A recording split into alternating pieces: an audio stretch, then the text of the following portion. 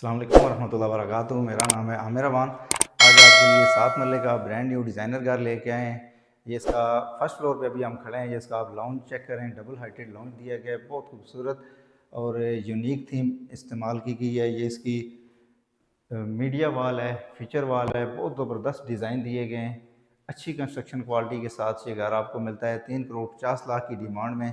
ये शार्ट्स आपको टूर करा देते हैं। फर्स्ट फ्लोर पे आपको 3 बेडरूम मिलते हैं। ये इसका मास्टर बेडरूम है। ये इसकी फ़ीचर वाल आप चेक करें, डिज़ाइन देखें इसका। ये इसके साथ आपको इसका अटैच वाशरूम मिलता है।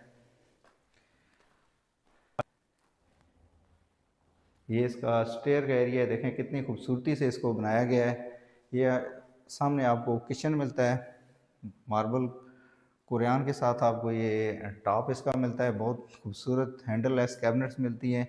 और ये राइट साइड पे एक बेड आपको नज़र आ रहा है, अच्छे साइज़ का बेड है, ड्रेसिंग टेबल आपको बना कर दी गई है। और एक बेडरूम, तीसरा बेडरूम आपको ये मिलता है।